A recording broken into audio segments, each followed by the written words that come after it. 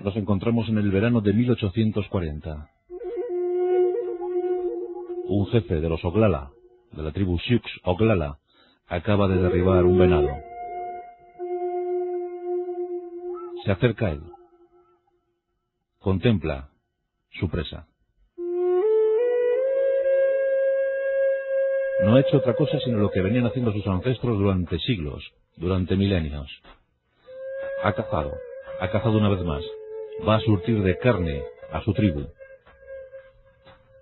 El Sioux se sienta junto al venado, pacientemente, tranquilamente, y enciende su pipa. Aspira el humo. Y una vez hecho esto, se acerca al hocico del venado y le insufla ese humo.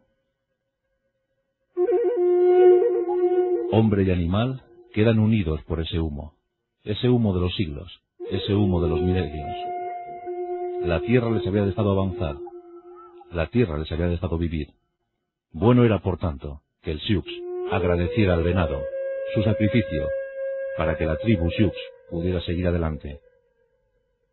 El equilibrio que durante tanto tiempo se había mantenido entre la naturaleza y los indios estaba a punto de irse al traste. Un año más tarde comenzarían las guerras indias. Nuestra historia arranca hace ya más de 10.000 años, en el estrecho de Bering. Las primeras poblaciones avanzaban por aquellas penínsulas heladas. Durante siglos, los indios se expandieron por todo el continente. Contaban sus leyendas que la tierra les permitía seguir avanzando, porque vivían en armonía, porque vivían en relación auténtica con la naturaleza. Por tanto, los dioses eran benévolos y les dejaban colonizar todos los territorios que ellos quisieran pisar. Donde llegaba la flecha de un indio, allí llegaba su impronta. Durante miles de años esto fue así. Así lo quiso Manitú. Así hablaban las leyendas del diluvio universal. Y así lo contaban las historias del bisonte blanco. Los indios afortunados que veían aquel bisonte traían buenos augurios, buenas leyendas, buenas historias que contar al calor de la lumbre, al calor de la hoguera.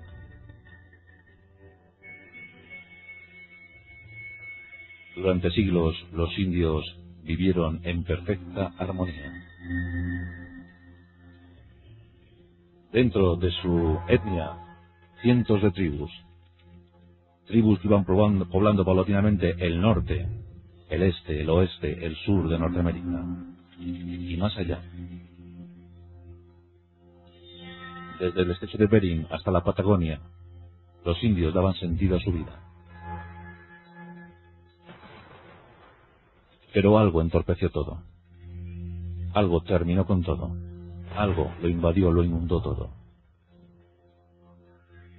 En el siglo XV primero fueron los españoles. Con ellos entraron en contacto. Con ellos intentaron la convivencia. Pero todo fue imposible. Después de los españoles, los menos agresivos, los menos nocivos, llegaron los anglosajones. En el siglo XVI y XVII empezaron a establecerse en los territorios del Canadá y en el noreste de los Estados Unidos, de los futuros Estados Unidos. Al capitán John Smith le sucedieron otros. Más tarde llegarían los peregrinos del Mayflower, los puritanos. Y pronto, las dos ideas de vida, las dos espiritualidades, las dos almas, entraron en conflicto. La convivencia iba a ser imposible. Durante algunos decenios intentaron más o menos llevarse bien. Pero una vez finalizando el siglo XVIII, los anglos decidieron que los indios no tenían sitio, no tenían hueco en el nuevo país. Los Estados Unidos alcanzaban su independencia. Antes, en las guerras entre franceses e ingleses, diversas tribus habían tomado partido, se habían posicionado a un lado o a un otro, según fuera la negociación, según fuera el intercambio, según fuera la economía. Iroqueses, Browns, pies negros, moicanos, habían luchado en aquellas guerras incomprensibles para ellos. Aquellos fusiles de fuego les habían dejado impresionados. Comenzaba el principio del fin. Tras la proclamación de la independencia de los Estados Unidos, este país abría sus puertas a toda clase de inmigrantes. Era un país con un propósito, una idea, la de avanzar, la de prosperar a costa de lo que fuera. El territorio era inmenso y los indios no iban a suponer ningún problema.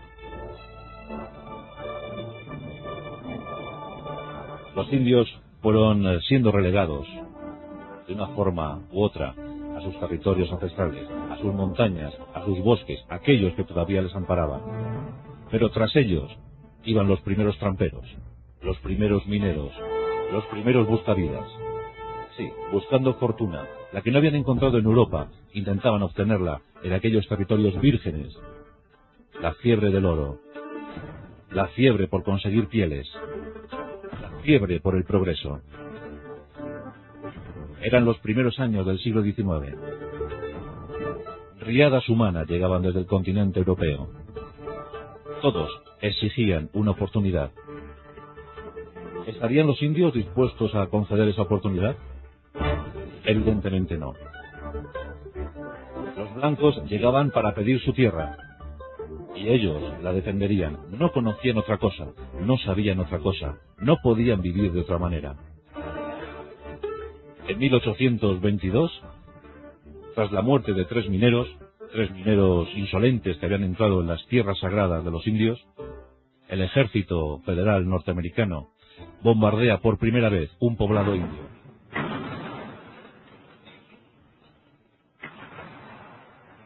Mujeres, niños, ancianos, guerreros murieron bajo el plomo. Murieron víctimas de aquellas bombas. No podían entender nada. Sus tipis, sus cabañas, toda su forma de vida saltaba por los aires. Era el año de 1822. Comenzaba la cruel guerra.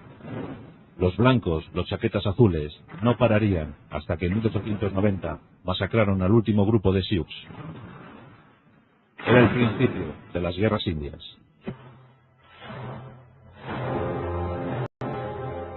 Después de esa década, en la década de los 30 del siglo XIX, llegaban normas, llegaban leyes, llegaba estilo de vida desde Washington. El gran padre blanco decidía recluir a los indios en alguna reserva, recluirles en territorios casi siempre yermos, casi siempre vacíos de contenido, imposibles para la vida de los indios. Algunos pactaron, viendo que la avalancha era incontenible, que nunca jamás podrían vencer a aquellos blancos, que por cada uno de ellos que mataban aparecían otros 100. Finalmente, en 1834, las 5 naciones indias civilizadas, llamadas así por los blancos, llamadas así entre ellos. Ahí estaban los Creek, ahí estaban los Seminolas, ahí estaban los Choctaw, los Chickasaw y los Cherokee. Avanzaban hacia la primera gran reserva establecida para ellos, en los territorios de Missouri. Fue una larga y tremenda marcha. En esa marcha, cruel, inhóspita, despiadada, murieron miles de ellos. Miles de ellos se fueron quedando por el camino. La larga marcha de las lágrimas. Las 5 naciones civilizadas eran recluidas. El polvo cubriría su historia. Era el fin para ellos. Durante meses caminaron por senderos polvorientos. Atrás dejaban una historia milenaria. Cultura, identidad, idiosincrasia. No sería lo último para ellos. Aún más desgracias estaban por llegar. En el año 1840, con el pretexto, un colono se acercó a un fuerte, con el pretexto de que los indios habían matado una vaca. El colono, el pionero, exigía a los soldados pues una especie de venganza, que le restituyeran por lo menos el pago, que le dieran el pago de la vaca muerta, de la vaca fallecida. Un teniente con 22 hombres, con 22 soldados, se acerca a ese poblado indio. Las negociaciones son muy violentas. Finalmente, la insolencia del teniente provoca la reacción airada de los indios, y estos no responden sino matando al teniente y a los 22 soldados. La respuesta del fuerte fue fulminar todo el poblado indio, incluidos mujeres, ancianos y niños. Comenzaba la última gran guerra india. Comenzaban los últimos años para los indios. 50 años intensísimos. Cualquier motivo era bueno para que los indios se levantaran. No estaban dispuestos a ceder ni un solo territorio más, ni un solo palmo de terreno más. La guerra de México fue un buen pretexto para la rebelión. En esa guerra de México, donde los mexicanos se enfrentaron a los tejanos, y viceversa, se levantaron los indios Pueblo. Los indios Pueblo cercaron la localidad de Nuevo México, la localidad de Taos. Estaban comprometiendo seriamente la línea de suministro del ejército norteamericano. Los indios eran muy agresivos, eran violentos, sabían que luchaban por la supervivencia. Nos encontramos en esa localidad de Taos. El ejército ha cercado al último grupo, la última banda de guerreros Pueblo. Poco a poco se van recluyendo en una antigua misión española. El ejército consigue que entren en esa misión más de 200 guerreros. Una vez dentro de la misión, los soldados cerraron toda clase de puerta, toda clase de salida, abrieron un boquete en el muro de la misión y durante horas se dedicaron a practicar el tiro al blanco, mejor dicho, el tiro al indio. Estuvieron matando indios a su antojo. La imagen era dantesca, los indios corriendo por el interior de la misión. Intentaban escapar a toda costa, intentaban saltar los muros, pero era imposible, les abatían. Finalizada la masacre, casi 200 cuerpos yacían muertos en el interior de aquella misión. Los supervivientes, por los ojos desorbitados, eran confinados sin remedio. Durante años las masacres se sucedieron. Pueblos enteros eran quemados, eran borrados del mapa. Era una cultura que no tenía sentido para el progreso de los blancos. Por si fuera poco, el tren comenzaba a expandirse. Las líneas de ferrocarril empezaban a cubrir las llanuras del medio oeste norteamericano. Aquel gran tren, aquella gran oruga de hierro, como decían, aquel caballo de hierro. Los indios también tuvieron momentos de rebeldía y de auténtica victoria. Nos encontramos en la década de los 60. El gran jefe, Pequeño Cuervo, subleva una banda de más de 1500 guerreros y con ellos incursiona los territorios de Minnesota. Durante meses siembran el terror entre los pioneros, provocan más de 800 muertes, capturan a otros tantos.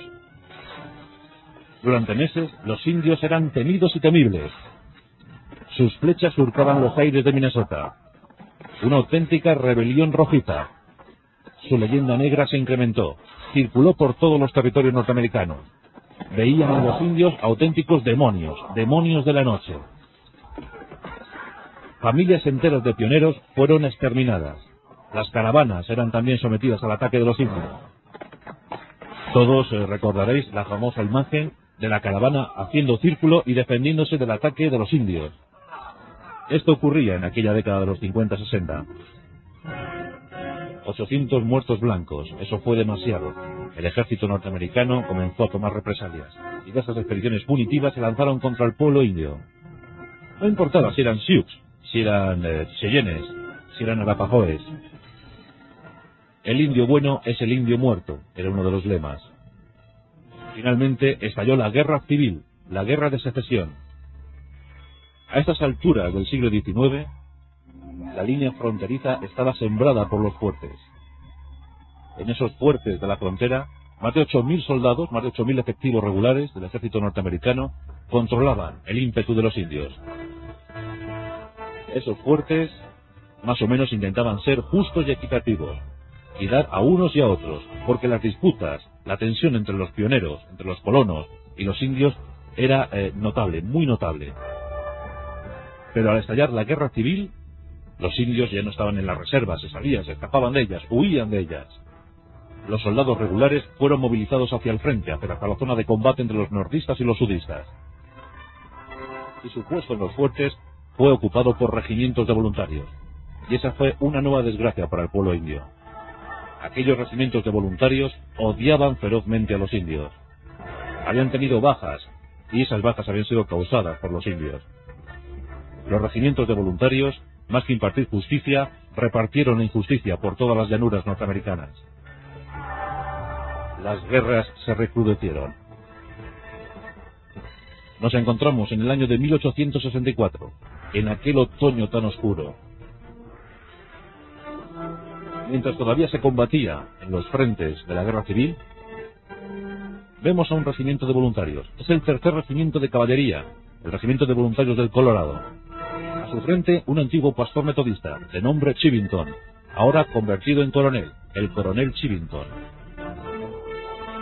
Un grupo de cheyennes está esperando el pacto, la negociación. Al frente de los mismos se encuentra Cafetera Negra.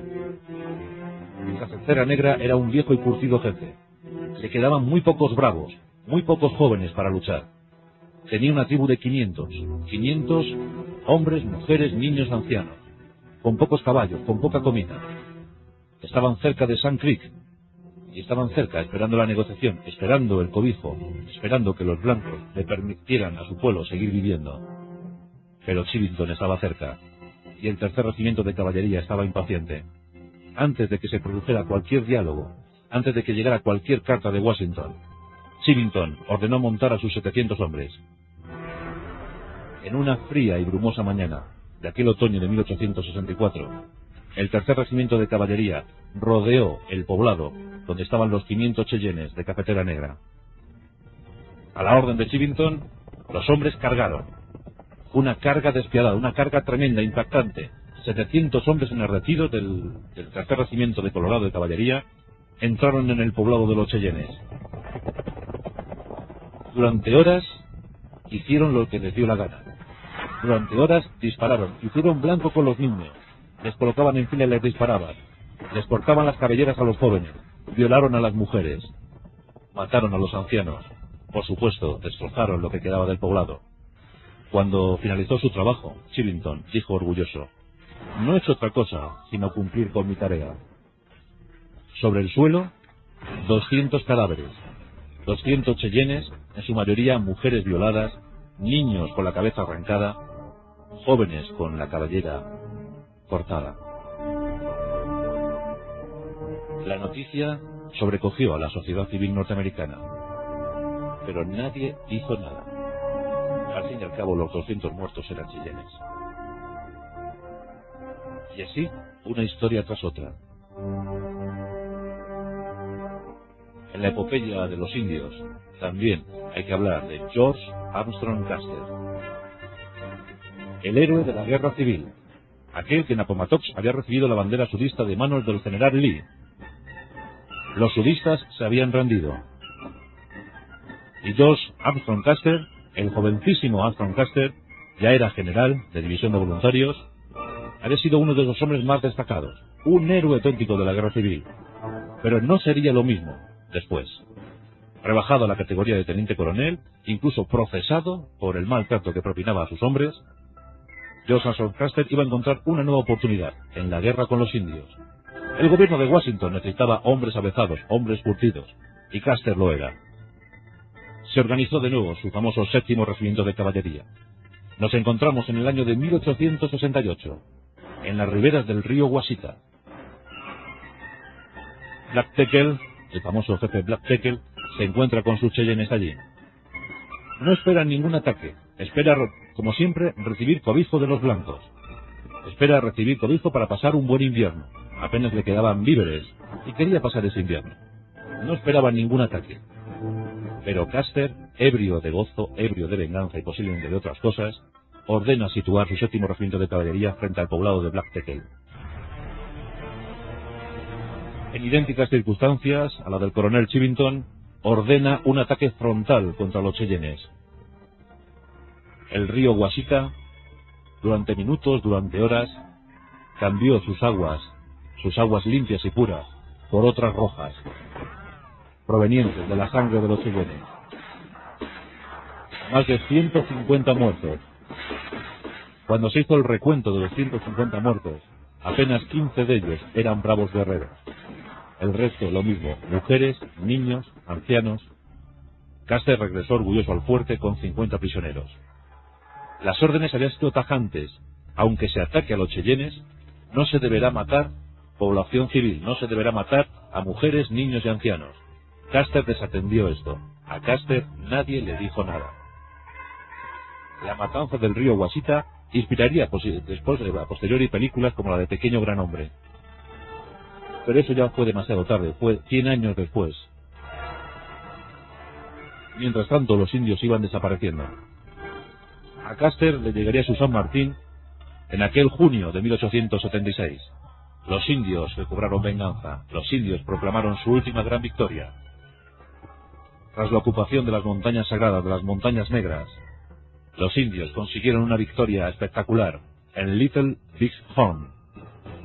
El pequeño Gran Cuerno, los indios acabaron con Custer y su 7º regimiento de caballería, provocando más de 400 bajas entre los chaquetas azules.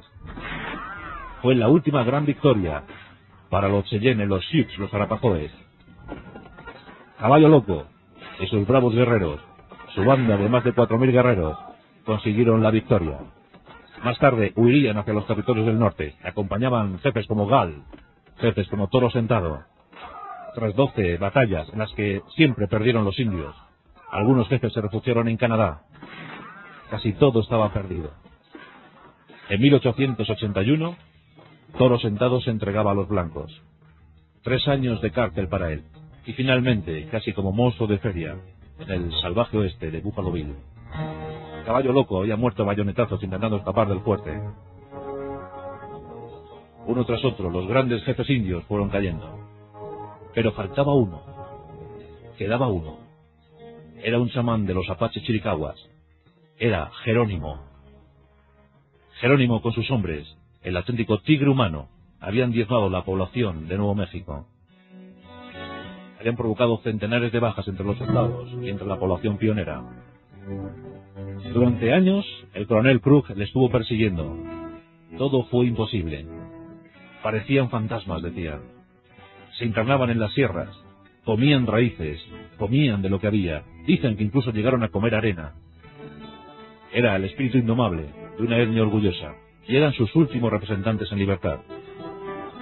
Por 3 veces los Apaches Chiricahuas escaparon de las reservas. Por 3 veces huyeron de los soldados. Finalmente, en 1886, Jerónimo y 35 supervivientes de su tribu, tan solo 35, se entregaban a los blancos. La famosa frase de Jerónimo: es la 4ª vez que me rindo. La famosa frase del que le capturó: y la última, Jerónimo, y la última. En 1890 morían los últimos 200 Sioux en cruel batalla. El gobierno blanco de Washington ponía fin a las guerras indias. Atrás quedaban 10.000 años de existencia. Atrás quedaban 10.000 años de convivencia con la naturaleza. 10.000 años viviendo en su auténtica tierra. Expulsados por el tren. Expulsados por la masacre que los blancos hicieron de los búfalos. Acabaron con los búfalos, acabaron con su comida. Los indios atónitos veían cómo derribaban miles de búfalos para nada, solo para las pieles. No comían su carne. Esto nunca lo pudieron entender los indios. Lloraban amargamente cuando veían una manada de búfalos derribada por los rifles blancos. Los tótem se hundieron, los tótem cayeron, los tipis ardieron. Los Mustang cabalgaron libremente, pero sin indios en sus lomos. La mejor caballería ligera de la época, esos caballos que habían tomado de los españoles, esos caballos que también habían aprendido a montar. La mejor tropa irregular del siglo XIX, eso es lo que contaban las crónicas. Los irreductibles indios. Cuentan que en sus mejores tiempos hubo 200.000 indios en armas en las llanuras del medio oeste norteamericano. 200.000 que fueron cayendo uno tras otro. Su forma atormentada de atacar, su forma salvaje, heroica, donde predominaba la individualidad, donde se primaba el valor individual, el valor del guerrero. Siempre era mejor morir con honra que morir de forma alocada. Y así fueron cayendo los indios, y así fueron siendo reducidos a las reservas. Y así, en 1926, apenas quedaban indios que contar. Alcoholizados, diezmados por las enfermedades de los blancos, el sarampión, la viruela, la gripe. Por una gripe morían los indios. En la actualidad, tan solo el 0,2% de la población norteamericana se puede considerar de origen indio. Tan solo el 0,2%. Cuando fueron la élite, cuando predominaron sobre los territorios, cuando dejaron que la naturaleza creciera a su paz. La gran desgracia del pueblo indio norteamericano. Y valga como ejemplo, valga como testimonio, la carta que el jefe indio Seattle entregó al Gran Padre Blanco de Washington. Aún después de la desgracia le llamaban Gran Padre Blanco. Esta es la carta, esta es la historia, este es el último momento de los indios norteamericanos. El gran jefe de Washington ha mandado hacernos saber que quiere comprarnos las tierras, junto con palabras de buena voluntad. Mucho agradecemos este detalle, porque de sobra conocemos la poca falta que les hace nuestra amistad. Queremos considerar el ofrecimiento porque también sabemos de sobra que si no lo hiciéramos, los rostros pálidos nos arrebatarían las tierras con armas de fuego. Pero ¿cómo podéis comprar o vender el cielo o el calor de la tierra? Esa idea nos resulta extraña. Ni el frescor del aire, ni el brillo del agua son nuestros. ¿Cómo podrían ser comprados? Tenéis que saber que cada trozo de esta tierra es sagrado para mi pueblo. La hoja verde, la playa arenosa, la niebla en el bosque, el amanecer entre los árboles, los pardos insectos. Son sagradas experiencias y memorias de mi pueblo. Los muertos del hombre blanco olvidan su tierra cuando comienzan el viaje a través de las estrellas. Nuestros muertos, en cambio, nunca se alejan de la tierra, que es la madre. Somos una parte de ella, y la flor perfumada, el ciervo, el caballo y el águila son nuestros hermanos. Las escarpadas peñas, los húmedos prados, el calor del cuerpo del caballo y el hombre, todos pertenecen a la misma familia. El agua cristalina que corre por los ríos y arroyuelos no es solamente agua, sino que también representa la sangre de nuestros antepasados. Si os la vendiésemos, tendréis que recordar que son sagrados y enseñárselo así a vuestros hijos. También los ríos son nuestros hermanos, porque nos liberan de la sed, arrastran nuestras canoas, nos procuran peces. Además, cada reflejo fantasmagórico en las claras aguas de los lagos cuenta los sucesos y memorias de nuestra gente. El murmullo del agua es la voz del padre de mi padre. Sí, gran jefe de Washington. Los ríos son nuestros hermanos y sacian nuestra sed. Son portadores de nuestras canoas y alimento de nuestros hijos. Si os vendemos nuestra tierra, tendréis que recordar y enseñar a vuestros hijos que los ríos son nuestros hermanos y también suyos, y por tanto deben tratarlos con la misma dulzura con que se trata a un hermano. Por supuesto que sabemos que el hombre blanco no entiende nuestra forma de ser. Tanto le da un trozo de tierra que otro, porque no la ve como hermana, sino como enemiga. Cuando ya la ha hecho suya, la desprecia y sigue caminando.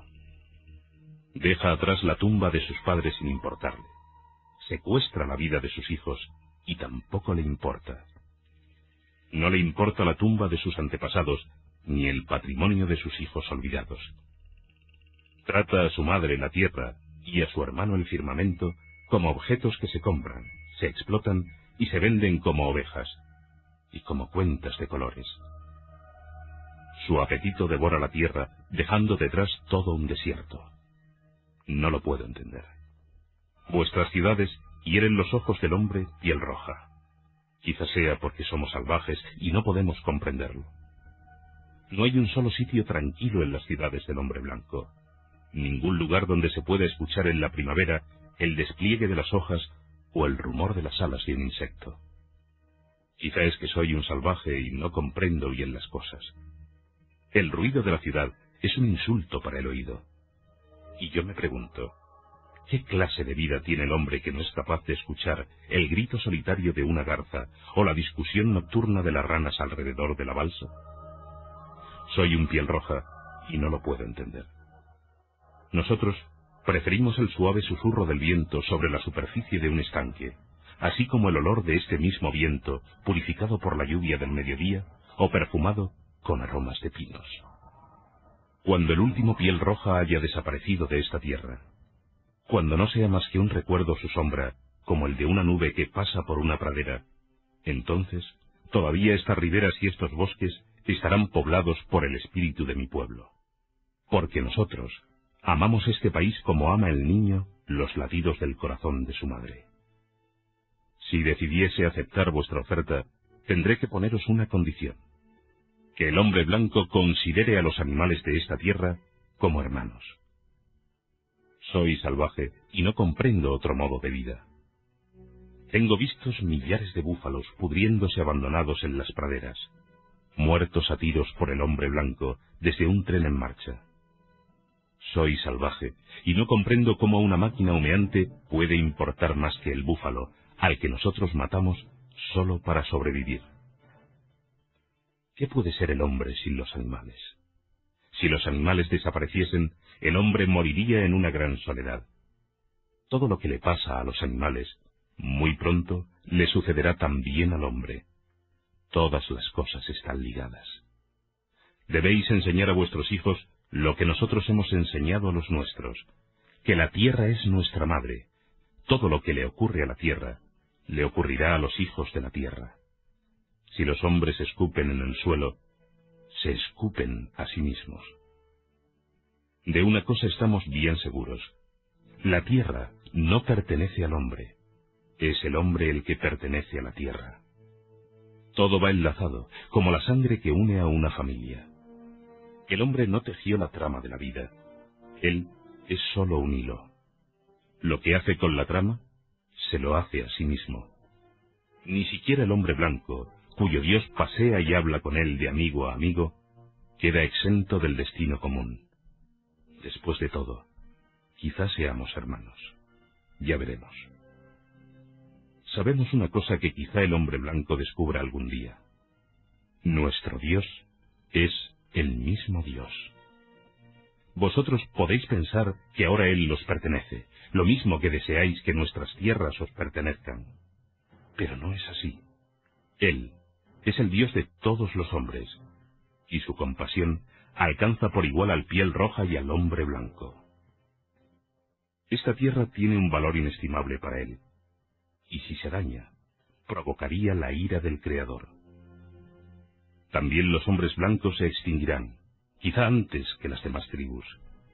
El hombre no ha tejido la red de la vida, solo es uno de esos hilos, y está tentando a la desgracia si osa romper esa red.